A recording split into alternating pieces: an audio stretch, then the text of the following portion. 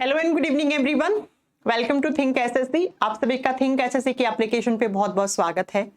आइए लाइव फिर आज की क्लास स्टार्ट करते हैं। कुछ बच्चे लाइव आ चुके हैं, गुड्डू रॉय आ चुके हैं, एसके सैरुल, दिलकुश यादव आ चुके हैं, पंकज आ चुके हैं, आकाश करके आ चुके हैं, निरंजन आ चुके हैं। उसके बाद है कुमकुम सिंह, अंशु मिश्रा, राहुल, प्रशांत। आ जाइए भाई, सबको गुड इवनिंग, सबको गुड इवनिंग। आइए फिर अपनी आज की क्लास स्टार्ट करें। आज हम क्या पढ़ रहे थे? आज हमारा साइटोलॉजी वाला चैप्टर फिनिश हो जाएगा। थोड़ा सा हो सकता है क्लास लंबा भी चले, तो भी कोई बात नहीं, क्योंकि आज माइक ऑन नहीं है।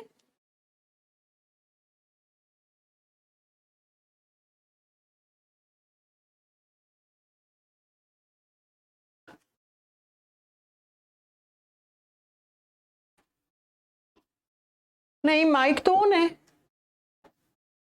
एक मिनट,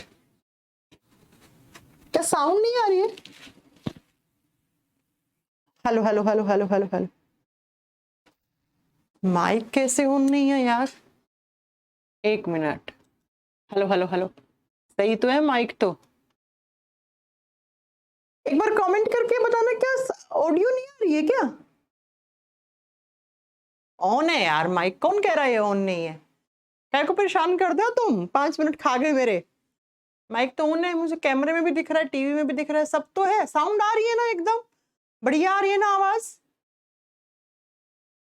आ रही है, ओके, सब तो ठीक है यार। क्यों परेशान करते हो तुम लोग? माइक ऑन नहीं है, ये नहीं है, वो नहीं है। चलो ठीक है, आ जाओ। हाँ जी, तो हम क्या पढ़ रहे थे? साइटोलॉजी वाला चैप्टर, यानी कि सेल के अंदर क्या क्या होता है वो सब हम पढ़ रहे थे। हमने बहुत कुछ पढ़ लिया कि सेल क्या होती है, फिर सेल कितने टाइप की होती है, सेल की डिस्कवरी के बारे में पढ़ा था। उसके बाद सेल के कितनी कवरिंग रहती है, nucleus, DNA, RNA, ribosome, lysosome. उसके बाद हमने क्लोरोप्लास्ट, उसके बाद हमने गोल्जी बॉडी, उसके बाद हमने एंडोप्लाज्मिक रेटिकुलम, ये सारा कुछ पढ़ लिया था। थोड़ा सा ये बचा था, लास्ट क्लास में हम पढ़ रहे थे कि प्लास्टिड्स 3 टाइप के होते हैं। कौन कौन से? एक नंबर पे हमने पढ़ा था क्लोरोप्लास्ट। क्लोरोप्लास्ट कैसा कलर देता है? ये ग्रीन कलर देता है प्लांट्स के अंदर। और दूसरा हमने पढ़ा था क्रोमोप्लास्ट। क्रोमोप्लास्ट ग्रीन को छोड़ के, यानी हरे को छोड़कर, बाकी जितने भी आप कलरफुल फूल और फल देखते हो उसको देने का काम क्रोमोप्लास्ट का होता है। और 3 नंबर पे आता है ल्यूकोप्लास्ट। इसके टाइप थोड़े से रह गए थे, 5 मिनट का, जरा ये सुन लो, ठीक है? यही छोड़ी थी हमने लास्ट क्लास, याद होगा आप सबको। ल्यूकोप्लास्ट, पहली बात तो मैंने ये कहा था कि ल्यूकोप्लास्ट जो है ना, ये सबसे ज्यादा कहां पे प्रेजेंट होते हैं? ये सबसे ज्यादा प्लांट की जड़ों में पाए जाते हैं, रूट्स में पाए जाते हैं। और ये क्या करता है? कलर, इसके पास कोई भी कलरिंग पिगमेंट नहीं होता, यानी कि जब इसके पास पिगमेंट ही नहीं है तो ये कलर नहीं दे सकता है। नो कलर, यानी कि ये कोई भी कलर देने का काम नहीं करता है। क्यों? क्योंकि बच्चा, आपको अच्छे से पता है कि इसने ग्रीन दे दिया, और ग्रीन को छोड़कर जितने भी सारे लाल, नीला, पीला जो भी कलर होते हैं वो सब क्रोमोप्लास्ट ने दे दिया, तो कलर तो आ गए ना। अब ये ल्यूकोप्लास्ट, इसको कभी कभी श्वेत वर्णक भी लिखा हुआ मिलेगा आपको हिंदी में।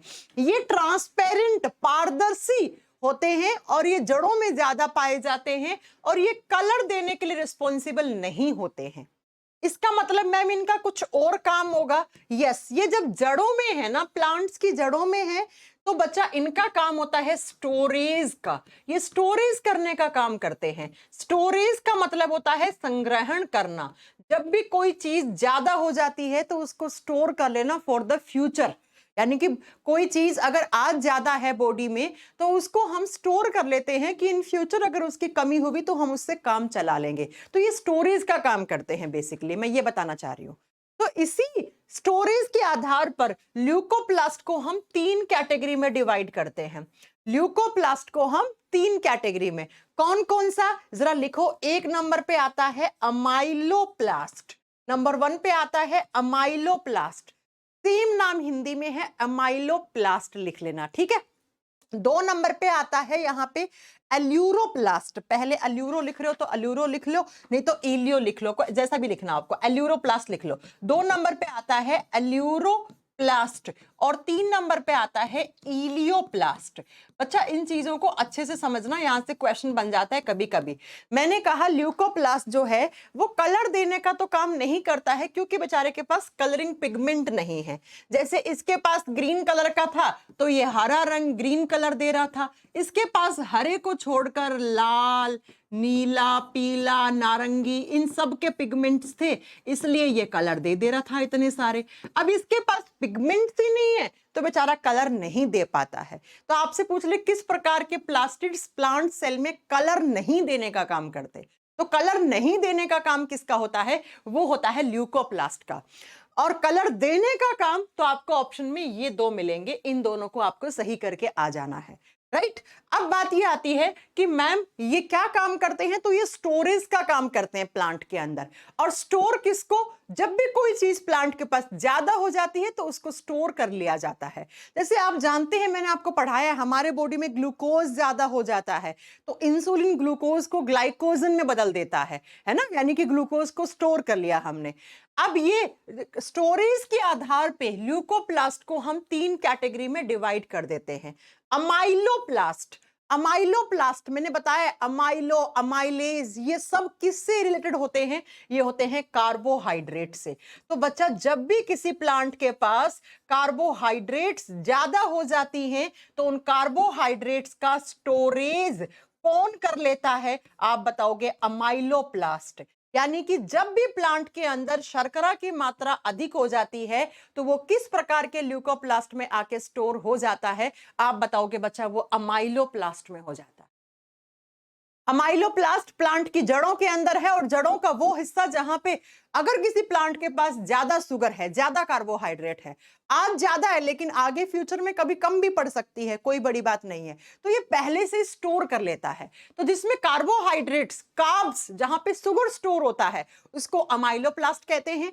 जहां पे फैट या ऑयल्स स्टोर होते हैं, फैट का मतलब होता है बच्चा वसा, ऑयल का मतलब होता है तेल, यानी कि फैट और ऑयल का स्टोरेज कौन से टाइप का ल्यूकोप्लास्ट कर सकता है, तो वो, ओहो नहीं नहीं, ये इसका आएगा, मुझे लगा 2 नंबर पे मैंने ना इलियोप्लास्ट लिख दिया, नहीं, एल्यूरोप्लास्ट करता है अमीनो एसिड और प्रोटीन को स्टोर। एल्यूरोप्लास्ट करता है अमीनो एसिड और प्रोटीन का स्टोरेज। तो अगर किसी प्लांट के पास क्या ज्यादा हो जाए, अगर ज्यादा हो जाए अमीनो अम्ल और प्रोटीन, तो उसको स्टोर कौन कर लेता है, तो वो कर लेता है एल्यूरोप्लास्ट। तो लिख दीजिए, एल्यूरोप्लास्ट का काम होता है storage of amino acid and protein.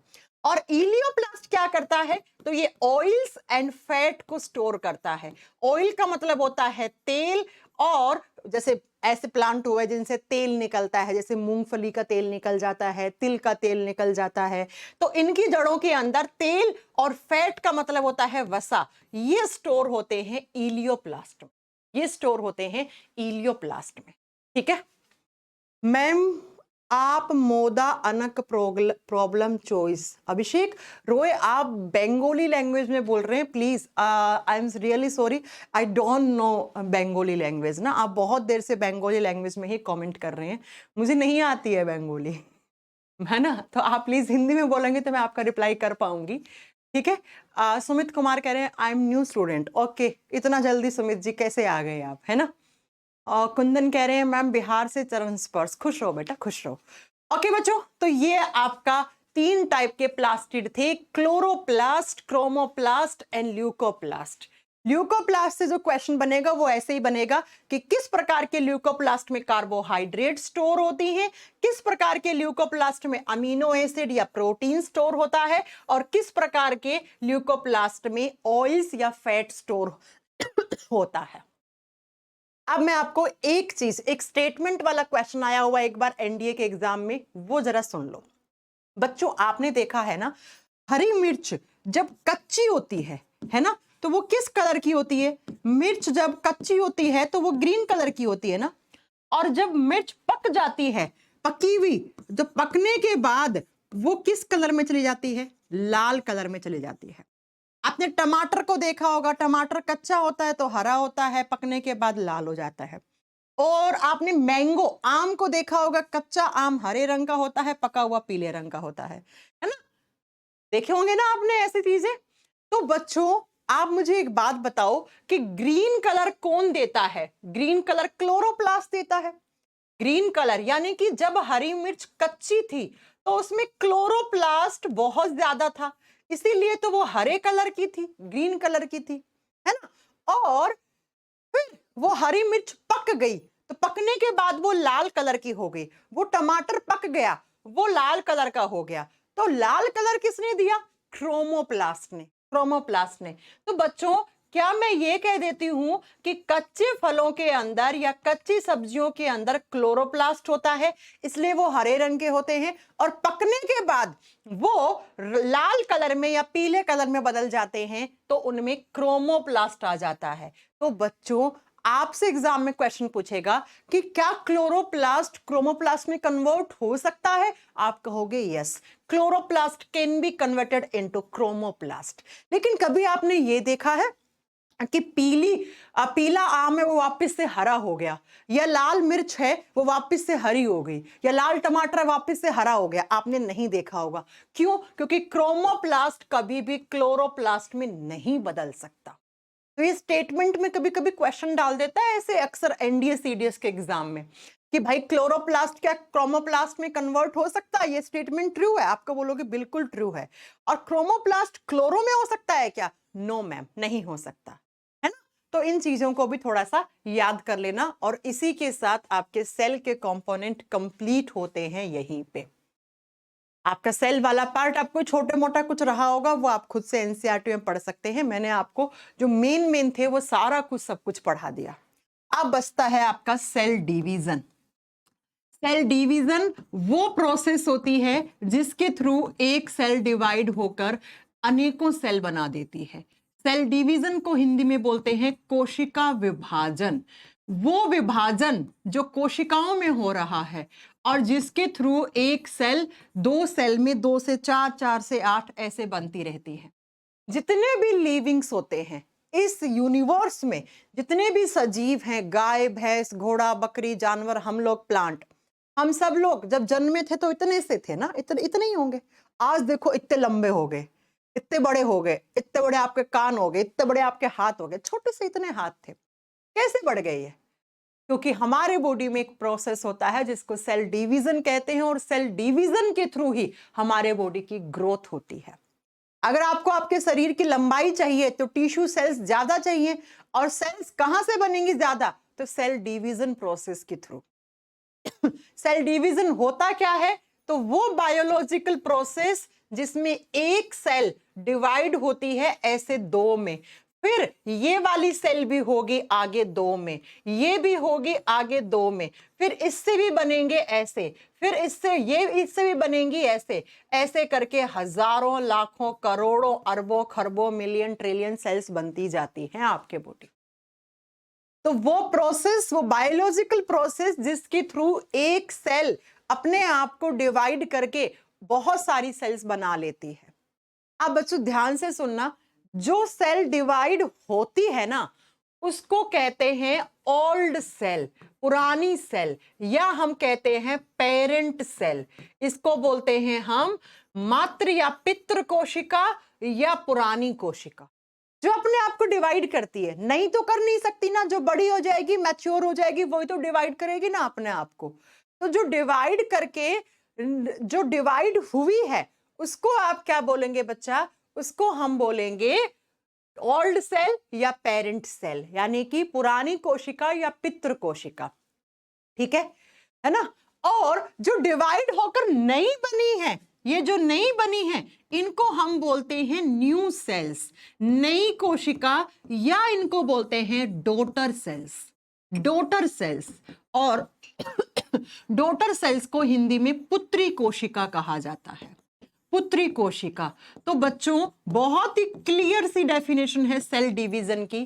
Cell division is a biological process in which parent cell divided into daughter cells. कोशिका विभाजन एक जैविक प्रक्रिया है जिसमें मातृ या पितृ कोशिका अपने आप को विभाजित करके पुत्री कोशिकाओं का निर्माण करती हैं। अब आप कहो मैम सेल डिवीजन नहीं हुआ तो क्या होगा?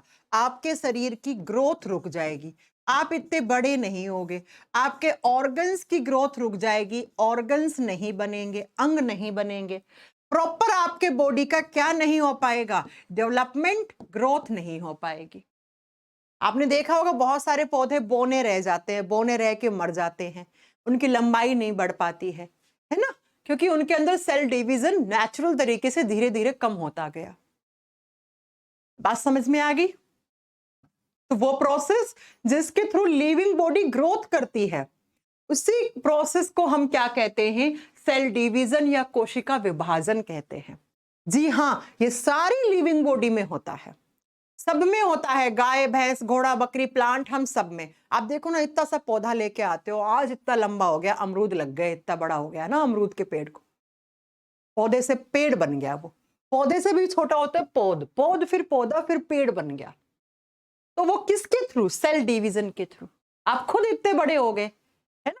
क्यों? क्योंकि आपके ऑर्गन्स ग्रोथ करते गए, और ऑर्गन्स ग्रोथ कर रहे हैं मतलब आपकी सेल्स बढ़ती गई, सेल्स की संख्या बढ़ती गई, टिश्यू बनते गए, ऑर्गन्स बनते गए, बड़े होते गए आप ऐसे।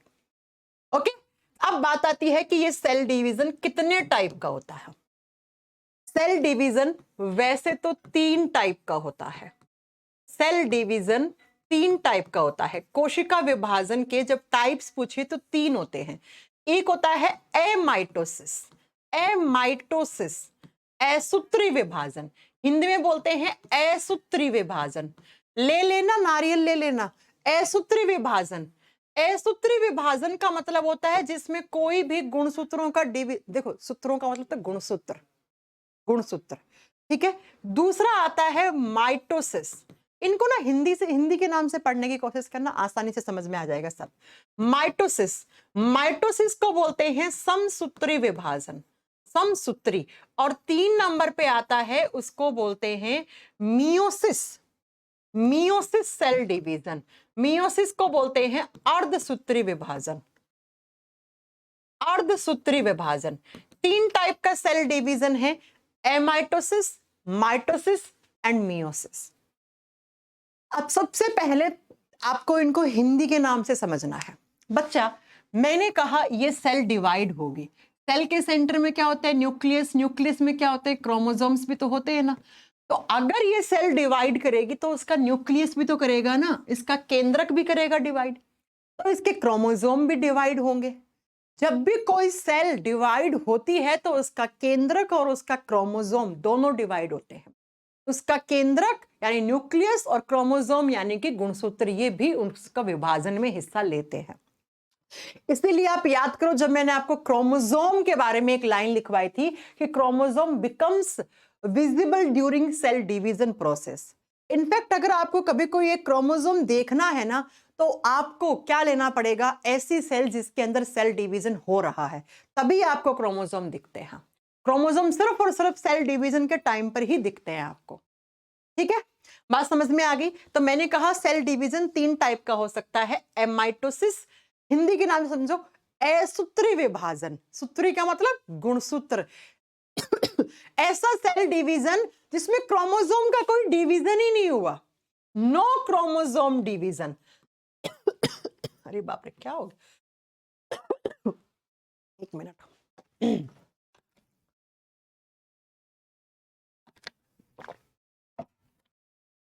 नो क्रोमोसोमल डिवीजन, यानी कि ऐसा सेल डिवीजन जिसके अंदर गुणसूत्र का कोई विभाजन ही नहीं हुआ। और मैं आपको बता दूं, ये होता है लोअर क्लास के एनिमल्स, और लोअर क्लास के एनिमल्स का मतलब है यहाँ पे बैक्टीरिया। ये बैक्टीरिया में होता है। ये विभाजन ना के बराबर है, हो ना हो बराबर है, मतलब ये समझ लो आप। ये कहीं स्टैंड नहीं करता हम लोगों के सामने, ये वाला डिवीजन जो हमारे बॉडी में होता है, ये सिर्फ बैक्टीरिया में होता है। और आपने देखे हैं बैक्टीरिया तो माइक्रो ऑर्गेनिजम्स होते हैं, इतने छोटे होते हैं कि उनको देखने के लिए तो माइक्रोस्कोप चाहिए। इसीलिए बैक्टीरिया इतने छोटे होते हैं, क्योंकि बैक्टीरिया में ये वाला डिवीजन होता है। अगर बैक्टीरिया में हो जाता ये और ये, तो वो आज हमारे जितने जितने बड़े बड़े बैक्टीरिया घूम रहे होते हैं इस पूरे संसार में, और हमें खा चुके होते हैं, हम लोग तो जिंदा ही नहीं रहते, ठीक है? तो याद रखिएगा बैक्टीरिया में किस टाइप का डिवीजन होता है, amitosis division. Amitosis division growth नहीं करवा सकता है, उसमें कोई क्रोमोसोम का डिवीजन नहीं होता है, उसमें कोई नई सेल्स नहीं बनती हैं, इसीलिए हमने इसको असूत्री विभाजन बोल दिया। और ये सिर्फ lower class animal, lower class का मतलब बिल्कुल छोटे जीव जंतु, उनमें होता है। और वो कौन है, छोटे बैक्टीरिया। अब जब हम हमारी बात करते हैं और प्लांट्स की बात करते हैं हम, तो बच्चा इसको तो हटा दो यहां से। बेसिकली आपको कुछ कुछ बुक्स में तो मिलेगा सेल डिवीजन होता ही दो टाइप का, क्योंकि उसे कंसीडर ही नहीं करते हैं सेल डिवीजन में। अरे यार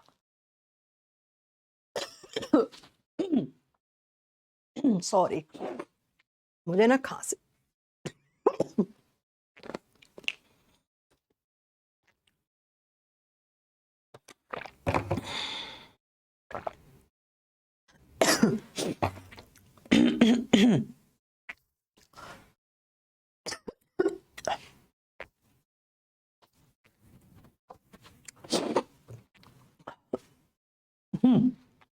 तो कुछ बुक्स में, किसी चीज से तो इन्फेक्शन हो रहा है, कुछ बुक्स में तो ये लिखा हुआ होता है कि सेल डिवीजन होता ही दो टाइप का है, माइटोसिस एंड मियोसिस। क्योंकि एमाइटोसिस सेल डिवीजन को हम सेल डिवीजन में कंसीडर ही नहीं करते हैं। हम लोगों में कौन सा होता है, ये दोनों, ये होता है ह्यूमंस में, ये दोनों टाइप का होता है। तो हमारे बॉडी में, प्लांट्स में, गाय भैंस घोड़ा बकरी जानवर, इन सब में दो टाइप का सेल डिवीजन होता है। कौन कौन सा बच्चा, एक माइटोसिस एक मियोसिस। अब इन दोनों के बीच में एक लाइन ड्रॉ कर लो, दोनों के बीच में आपको डिफरेंस पता होना चाहिए, और यहीं से एग्जाम से क्वेश्चन आता है। अब बहुत ध्यान से समझने की कोशिश करना, ठीक है, मैं बहुत बेसिक से समझाऊंगी इसको। सबसे पहले इनकी डिस्कवरी लिख लो कि किसने खोज की थी दोनों के बारे में, मतलब किसने बताया था, ठीक है। डिस्कवरी में यहां पे लिखोगे फ्लेमिंग नाम के साइंटिस्ट ने, फ्लेमिंग नाम के साइंटिस्ट ने माइटोसिस यानी कि समसूत्री विभाजन के बारे में बताया, और हर्टविंग नाम के साइंटिस्ट, हर्टविंग नाम के साइंटिस्ट ने मियोसिस यानी कि अर्धसूत्री विभाजन के बारे में बताया। ये तो कोई तरह समझाने वाली बात नहीं हुई है, तो आप याद कर लोगे। अब सुनो जरा, माइटोसिस और मियोसिस होता क्या है, एक एक करके पहले डिफरेंस पढ़ेंगे इन दोनों में। बच्चा, माइटोसिस सेल डिवीजन ऐसा सेल डिवीजन होता है जिसमें एक सेल से हमेशा दो सेल बनती हैं। यानी कि एक सेल डिवाइड हुई तो उससे दो, दो से चार, चार से आठ, यानी कि सम संख्याओं में ऐसे 2 4 8 ऐसे चलता रहता है। एक से कितनी बनी, दो, इसीलिए हम कहते हैं इसको 2n सेल डिवीजन। यहां पे n क्या है, जो डिवाइड होके बनती हैं उनको क्या बोलते हैं, डॉटर सेल्स। ये क्या है, ये पेरेंट सेल है। जो डिवाइड होती है उसको पेरेंट सेल या मातृ या पितृ कोशिका, और जो डिवाइड होके बनती हैं उसको हम डॉटर सेल्स यानी कि पुत्री कोशिका कहते हैं। यही पढ़ाया ना मैंने अभी तक। तो बच्चा, इस डिवीजन को हम 2n डिवीजन क्यों कहते हैं, क्योंकि इससे एक पेरेंट सेल से दो डॉटर सेल्स बनते हैं। ये जहां भी होगा वहां पे एक से दो, फिर इससे आगे दो, फिर उससे दो, दो दो, ऐसे करते करते बहुत सारी बन जाती है। इसीलिए हम इसको 2n सेल डिवीजन कहते हैं। जबकि मियोसिस सेल डिवीजन में एक से हमेशा चार बनती हैं, एक पेरेंट सेल से चार डॉटर सेल बनती हैं, इसलिए हम इसको 4n सेल डिवीजन कहते हैं। And n is equal to daughter cells, यानी कि n क्या है यहां पे, पुत्री कोशिकाओं की संख्या। तो सबसे पहला आपसे पूछ लिया कि कौन से सेल डिवीजन में डॉटर सेल्स की संख्या ज्यादा होती है, आंसर बोर्ड पे है। इसमें दो बनती है, इसमें चार बनती है। बहुत ही सिंपल सी बात है। अब सुनो नेक्स्ट पॉइंट, हिंदी के नाम से समझना। समसूत्री, सम का मतलब बराबर, इक्वल, सूत्री का मतलब क्रोमोसोम्स, गुणसूत्र। जब भाई ये सेल डिवाइड करेगी तो इसका न्यूक्लियस इसके क्रोमोसोम में डिवाइड होंगे। तो इस सेल डिवीजन में जितने number of chromosome parent cell में थे ना, उतने ही number of chromosome daughter cells में होंगे। जितने क्रोमोसोम्स यहां है ना, उतने ही क्रोमोसोम्स इस सेल में भी होंगे और इसमें भी होंगे। फॉर एग्जाम्पल, मान लो इसमें है दो जोड़ी क्रोमोसोम्स, तो हमेशा जोड़ियों में होंगे ना, सिंगल तो होगा ही नहीं। ये बात तो आपको बता दी, कितनी बार बताऊं, सिंगल तो हो ही नहीं सकता है, ठीक है। तो मान लो यहां पे दो पेयर थे, ये पहला पेयर और ये दूसरा पेयर। 2 पेयर का मतलब टोटल कितने हो गए? 4 हो गए। टोटल कितने हो गए? 4 हो गए, है ना? तो बच्चा इतने ही क्रोमोसोम इसमें होंगे और इतने ही यहां होंगे। इसका मतलब मैम 4 ही इसमें होंगे और 4 ही इसमें होंगे। ये सेल एकदम हूबहू इसके जैसी होगी। इसीलिए हम कहते हैं सेल डिवीजन को इक्वल क्रोमोसोम सेल डिवीजन। लिख दो इसको। इसका ना इसमें क्या होता है? इसमें इक्वल क्रोमोसोमल सेल डिवीजन होता है। इक्वल क्रोमोसोमल सेल डिवीजन का मतलब क्या हो गया? जो गुणसूत्र जितने मात्र कोशिका में है, यानी कि ऐसे लिख दो, गुणसूत्रों की संख्या पुत्री कोशिकाओं में हमेशा मात्र कोशिका के बराबर रहती है। सम का मतलब समान और सूत्री का मतलब गुणसूत्र, यानी कि जितने गुणसूत्र इसमें थे उतने ही इसमें आएंगे। इक्वल क्रोमोसोमल डिवीजन होगा बच्चा। इक्वल, इक्वल का मतलब बराबर, बराबर। अगर यहां 8 जोड़ी थे तो इसमें भी 8, इसमें भी 8 जोड़ी आएंगे। अगर यहाँ पे 24 जोड़ी है तो इनमें भी 24 आएंगे। अगर यहाँ पे एक जोड़ी है तो एक जोड़ी इसमें, एक जोड़ी इसमें। अब ये बताओ, ये सेल इसके जैसे दिखने वाली है ना, एकदम सेम। क्यों? इसमें जब 4 क्रोमोसोम है तो इसमें भी 4 दिखने में एक जैसी है। तो यहां पे जो सेल्स बनती है ना, ये हमेशा आइडेंटिकल सेल्स बनती हैं। आइडेंटिकल सेल्स का मतलब होता है बच्चा ऐसी सेल्स जो पेरेंट सेल जैसी होती है, यानी कि इनमें क्रोमोसोम की संख्या बराबर है तो ये सेल इसके जैसी दिखने वाली है, ये भी इसके जैसी। तो जैसी पेरेंट सेल वैसी डॉटर सेल। 1 से 2 बनी, दोनों में क्रोमोसोम्स उतने ही होंगे जितने उनकी पेरेंट सेल में थे। इसलिए इन सेल्स को हम आइडेंटिकल सेल्स बोलेंगे। किसके आइडेंटिकल हैं? ये अपने पेरेंट सेल के आइडेंटिकल हैं। यानी कि जितने क्रोमोसोम्स पेरेंट सेल में थे उतने ही यहां पे डॉटर सेल्स में हैं, और इसीलिए हम इसको इक्वल क्रोमोसोमल सेल डिवीजन भी कहते हैं, क्योंकि गुणसूत्रों की संख्या बराबर रहती है किसके? मात्र कोशिका के। और ये सेल्स मात्र कोशिका के जैसी ही होती हैं दिखने में। हो गया, ठीक है। अब आ जाओ मियोसिस में क्या होता है। 1 से 4 बनती है, समझ में आ गया। क्रोमोसोम्स देखो, अर्ध का मतलब आधा, सूत्री का मतलब गुणसूत्र। जितने क्रोमोसोम्स पेरेंट सेल में थे ना, उसके आधे आधे डॉटर सेल्स में आ जाएंगे। यानी कि अगर इस सेल में 2 जोड़ी थे, 2 जोड़ी का मतलब 4 हो गए, तो 2 का आधा कितना होता है? 2 पेयर का आधा 1 पेयर, 4 का आधा 2, यानी कि इसमें एक जोड़ी, इसमें एक जोड़ी, इसमें एक जोड़ी, एक जोड़ी इसमें। अगर यहां 8 जोड़ी होते तो इसमें 4 जोड़ी, इसमें 4 जोड़ी, इसमें 4 जोड़ी, इसमें 4 जोड़ी। सिंगल क्रोमोसोम नहीं होता है भैया, कितनी बार बताऊं। आप ऐसे नहीं लिख सकते कि 7 क्रोमोसोम है। 7 जोड़ी हो सकते हैं, 7 क्रोमोसोम नहीं हो सकते। तो आप साफ साफ देख रहे हो, जितने क्रोमोसोम्स पेरेंट सेल में थे उसके जस्ट आधे क्रोमोसोम हो जाते हैं।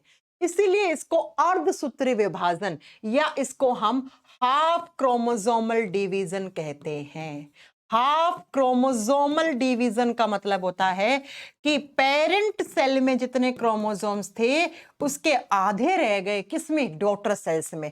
इसीलिए हम इसको गुणसूत्रों का अर्ध विभाजन कहते हैं। लिख दो इसको, अर्ध गुणसूत्री विभाजन इसीलिए कहा जाता है क्योंकि भैया जितने पेरेंट सेल में थे उसके आधे रह जाते हैं। अगर पेरेंट सेल में 20 जोड़ी हैं तो 10 जोड़ी, 10 जोड़ी, 10 जोड़ी, 10 जोड़ी। अगर पेरेंट सेल में कितने, अब आप बोलोगे मैम कि 5 जोड़ी हुए, तो 5 जोड़ी का मतलब कितने हो गए? 10, है ना? तो इसमें 5 5 5 आ जाएंगे और 5 आते ही प्रॉब्लम होने लग जाएगी। अभी थोड़ी देर बाद आपको सीधे समझ में आएंगी, ठीक है बच्चा? तो अगर यहाँ 8 जोड़ी हैं तो 4 4 4 4 ऐसे पेयर्स में होते ना, हमेशा सम संख्या में होते हैं क्रोमोसोम्स। तो 3 जोड़ी अगर हो गए, अभी थोड़ी देर के बाद आपको सब समझ में आ जाएगा। दोनों में समझ में आ गया। अब मुझे ये बताओ, इस सेल में पेरेंट सेल में कितने थे? 4 क्रोमोसोम्स, यानी 2 पेयर। और डॉटर सेल्स में कितने? 2 क्रोमोसोम। 4 का आधा हो गया। इसमें थे 4, इसमें आ गए 2। क्या ये सेल इसके जैसी दिखने में है? नहीं मैम, कैसे हो सकती है? इसमें तो 2 जोड़ी क्रोमोसोम है, इसमें सिर्फ 2 हैं, यानी कि इसमें 4 है, इसमें 2 हैं। तो क्या ये सेल्स पेरेंट सेल्स के आइडेंटिकल हैं? नहीं है। इसका मतलब इसमें कैसी सेल्स बनती हैं? इसमें नॉन आइडेंटिकल सेल्स बनती हैं। इसमें कैसी सेल्स? नॉन आइडेंटिकल, यानी कि डॉटर सेल्स पेरेंट सेल जैसी नहीं होती, थोड़ा उनमें वेरिएशन आ जाता है, थोड़ा उनमें वेरिएशन आ जाता है। तो बच्चों आपसे कोई पूछ ले कि किस सेल डिवीजन में वेरिएशन आएगा, तो वेरिएशन हमेशा इसमें आएगा, इसमें इसमें कभी भी वेरिएशन नहीं आ सकता। वेरिएशन का मतलब होता है विभिन्नताएं, यानी कि अगर थोड़ा बहुत भी कुछ गड़बड़ हुई तो वेरिएशन किस टाइप का क्रोमोसोम पैदा, किस टाइप का क्रोमोसोमल सेल डिवीजन करेगा, तो ये करेगा। इसमें तो हो ही नहीं सकती, इसमें तो आइडेंटिकल सेल्स बनती है बच्चा, हूबहू पेरेंट सेल के जैसी बनती है, लेकिन इसमें नहीं बनती है हूबहू। आ गई बात समझ में मेरी? अब नेक्स्ट, इतनी बात समझ में आ गई तो मैं फिर से रिपीट कर रही हूँ, क्योंकि अगर ये समझ में नहीं आया तो आगे की चीज समझ में नहीं आएंगी आप लोगों को, इसलिए कह रही हूँ अच्छे से समझ लेना। 1 से 2 बनेंगी, जितने number of chromosome parent cell में थे उतने number of chromosome daughter cells में रहेंगे, और सेल्स हूबहू दिखने में पेरेंट सेल जैसी होगी। इसमें 1 से 4 बनेंगी, सेल्स भले ही ज्यादा बन रही हैं लेकिन क्रोमोसोम आधे आधे हो जाते हैं, इसलिए हम इसको हाफ क्रोमोसोमल डिवीजन कहते हैं। इसमें जो डॉटर सेल्स है वो पेरेंट सेल जैसी नहीं है, क्योंकि क्रोमोसोम का आधा डिवीजन हो चुका है, और इसी सेल डिवीजन की वजह से वेरिएशन आते हैं, इसी सेल डिवीजन की वजह से वेरिएशन आते हैं। ओके, चलो अब चलते हैं नेक्स्ट पॉइंट पे। आपको थोड़ी सी पीछे की क्लास याद करवाती हूं, जब मैंने आपको पढ़ाया था क्रोमोसोम्स। मैंने पढ़ाया था क्रोमोसोम्स हमारे सेल कितने होते हैं? 23 पेयर्स होते हैं, टोटल 46 होते हैं। 2 टाइप के होते हैं, एक होते हैं ऑटोसोम, एक होते हैं एलोसोम। पढ़ाई थी ना ये बात? मैम बिल्कुल पढ़ाई थी। ऑटोसोम्स कितने होते हैं? 22 जोड़ी, यानी कि 22 पेयर। एलोसोम कितने होते हैं? 1 पेयर। पापा के कौन कौन से? X comma Y. मम्मी के कौन कौन से? X x. ये बात सब पढ़ा चुकी हूं मैं, है ना? आप मेरी बात को बहुत ध्यान से सुनने की कोशिश करना। ऑटोसोम्स क्रोमोसोम्स तो एक जैसे हैं ना मम्मी, लड़का हो चाहे लड़की हो, ये तो हूबहू आने चाहिए। चाहे लड़का बन रहा है चाहे लड़की बन रही है, उसमें ऑटोसोम्स तो 22 पेयर आने ही आने चाहिए। तो बच्चों अगर आपको हूबहू सेल्स चाहिए, अगर क्रोमोसोम्स जितने हैं उतने ही डॉटर सेल्स में चाहिए, तो कौन सा सेल डिवीजन करवाना पड़ेगा? कौन सा? माइटोसिस करवाना पड़ेगा। तो बच्चों ऑटोसोम क्रोमोसोम्स में हमेशा और हमेशा माइटोसिस सेल डिवीजन होता है। तो लिख दो, it is found in autosome chromosomes, यानी कि मैम ऑटोसोम क्रोमोसोम्स में हमेशा माइटोसिस यानी कि समसूत्री विभाजन पाया जाता है। इक्वल क्रोमोसोम्स किसमें आएंगे? ऑटोसोम्स। ऑटोसोम्स लड़का हो चाहे लड़की हो, दोनों में 22 पेयर है, तो 22 पेयर ही आने चाहिए। और वेरिएशन नहीं लाना चाहते हो तो कौन सा? कौन सा? माइटोसिस करवाना पड़ेगा। यानी कि जब भी ऑटोसोम क्रोमोसोम में डिवीजन होगा, वो सेल डिवाइड करेगी तो उसमें माइटोसिस सेल डिवीजन हो। अब आ जाओ एलोसोम में। पापा में 2 एलोसोम थे, लेकिन एक बारी में तो एक ही आएगा ना, एक्स आ गया। मम्मी में भी 2 थे, एक बारी में तो एक ही आएगा ना, एक्स। बच्चा 2 थे, एक आया सेल में। पेरेंट सेल में 2 थे और डॉटर सेल में एक आया। 2 का आधा कितना होता है? 1। तो बताओ जरा, 2 का आधा कितना? 1 हुआ। तो कौन सा सेल डिवीजन हो गया? 2 का आधा। क्रोमोसोम्स की संख्या आधी किस में रहती है? मियोसिस में। इसका मतलब मैम एलोसोम क्रोमोसोम्स में हमेशा कौन सा सेल डिवीजन होता है? मियोसिस होता है, अर्धसूत्री विभाजन होता है। अब आपको मैम एक तो क्रोमोसोम होता ही नहीं। अरे भाई एक क्रोमोसोम कैसे हो जाएगा? एक पापा से आया, एक मम्मी से आया, बच्चे में तो 2 बन गए ना, लेकिन होके तो आधे आधे आ रहे हैं ना, 2 में से एक ही आ पाया। बच्चे में भले ही एक जोड़ी बन गया, है ना? समझ में आ गई मेरी बात? समझ में आ रही है ना? एक बार कमेंट करके बता देना इस बात को। तो ऑटोसोम क्रोमोसोम्स में हमेशा माइटोसिस होता है, जितने लड़का लड़की में इक्वल है, हमें कोई वेरिएशन नहीं चाहिए और होने भी वैसे चाहिए, तो ऑटोसोम करवा दो। ऑटोसोम में माइटोसिस करवा दो। एलोसोम 2 होते हैं, माँ के 2 पापा के, तो एक बारी में एक पापा से, एक बारी में एक मम्मी से, 2 का आधा हो गया 1, तो मियोसिस सेल डिवीजन करवाना पड़ेगा। नेक्स्ट, ऐसी सेल्स, क्रोमोसोम्स किसमें होते हैं? सेल्स में।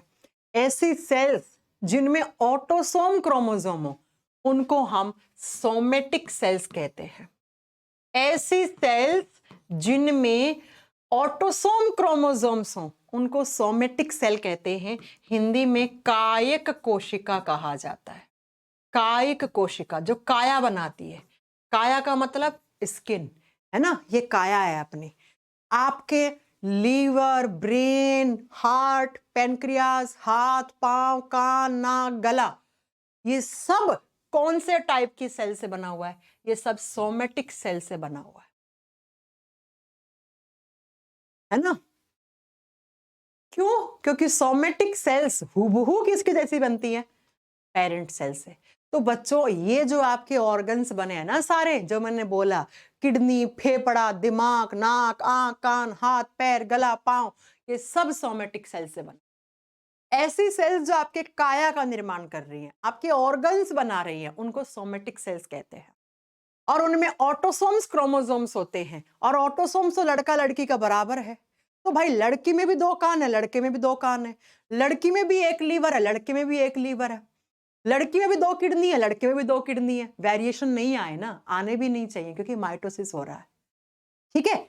अब मियोसिस किस में होता है? मियोसिस, इसको समझो, एलोसोम क्रोमोसोम्स हमेशा रिप्रोडक्टिव सेल्स में होते हैं। रिप्रोडक्टिव सेल्स, रिप्रोडक्टिव सेल्स को ही तो हमने गैमेट सेल्स बोला था।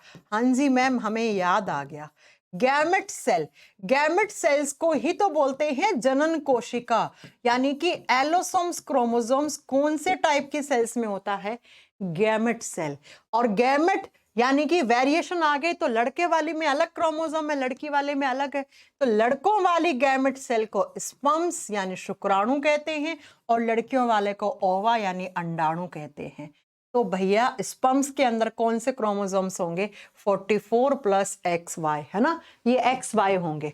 और ओवा में, अंडाणु में कौन से होंगे? X और X। तो याद ये रखना है, अगर लड़का है तो उसमें सोमेटिक सेल्स के साथ साथ स्पर्म सेल्स, और लड़की है तो सोमेटिक सेल्स के साथ साथ ओवा यानी अंडाणु कोशिका। ये लो। अब हम एग्जाम में क्वेश्चन कैसे आएंगे? अरे इतने क्वेश्चन बना लो आप इससे।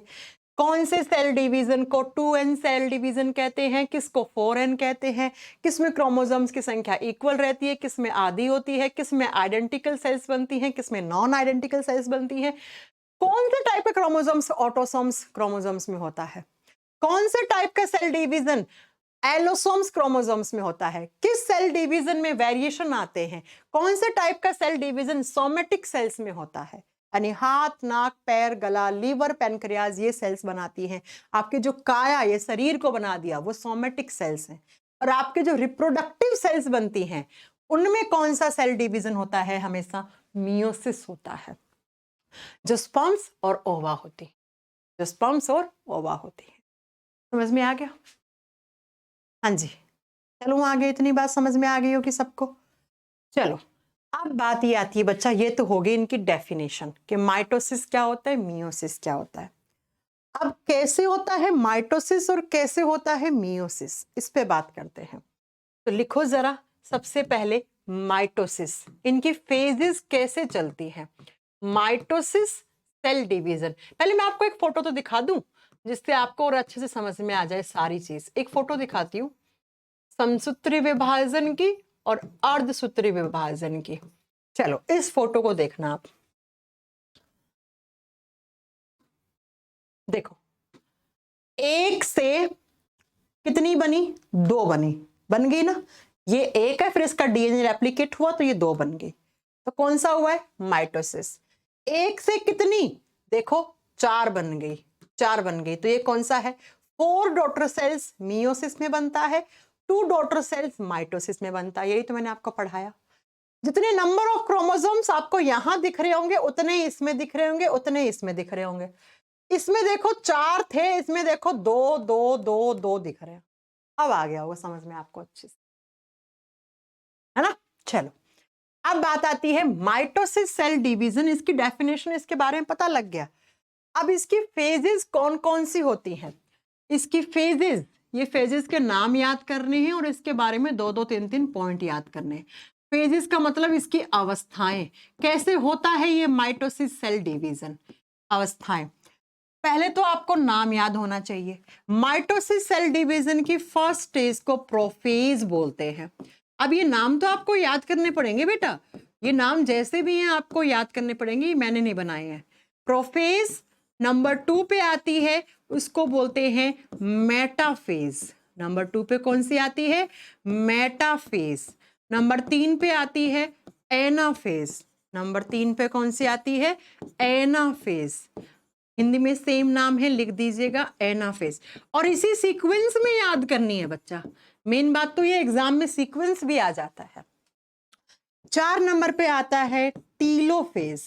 Telophase, telophase. और 5 नंबर पे आता है, उसको बोलते हैं साइटोकाइनेसिस। साइटोकाइनेसिस।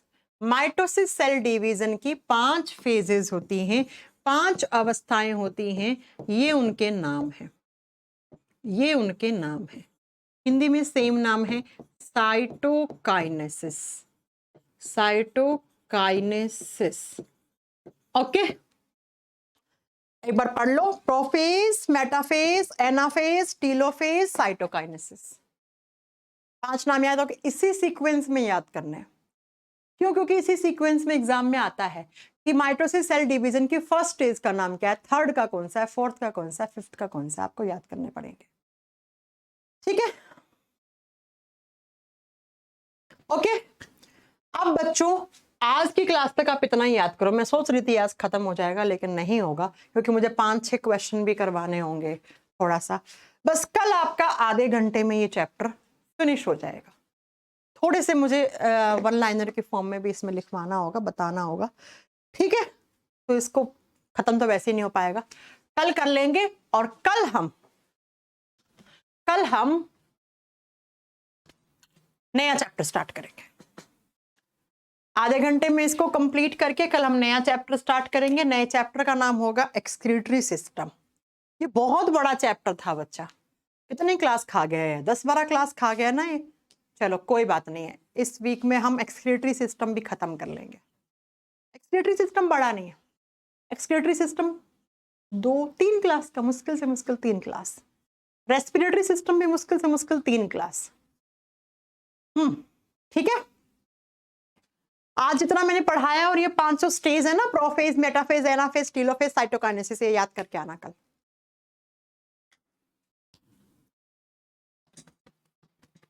पहले मैं यही पढ़ाऊंगी बेटा, पहले आपको पढ़ाऊंगी मैं अभी एक्सक्रीटरी, देन पढ़ाऊंगी मैं आपको रेस्पिरेटरी। चलो, शहद खाइए मैम आप। अच्छा, हाँ, शहद थोड़ा सा लौंग के साथ खाने से खांसी ठीक हो जाती है, थोड़ा खाती हूँ। वो मुझे किसी से इन्फेक्शन हुआ था, या तो एसी चली है। अब पता है मजबूरी ये है ना, मौसम में इस तरह अभी बीमारी वाला चल रहा है, और मुझे ये चलानी पड़ जाती है एसी, क्योंकि स्टूडियो में ना लाइट वाइट से बहुत गर्मी हो जाती है। इनफैक्ट कभी कभी तो ऐसा होता है हम पूरी ठंडियों में भी एसी चलाते हैं। हाँ, टेम्परेचर थोड़ा बढ़ा के चला लेते हैं, क्योंकि बहुत सफोकेशन हो जाता है। तो मैंने एकदम से एसी चलाई, इससे हो गया होगा। मुझे खांसी तो नहीं है वैसे। चलो, बहुत है आज के लिए, मिलते हैं आपसे कल।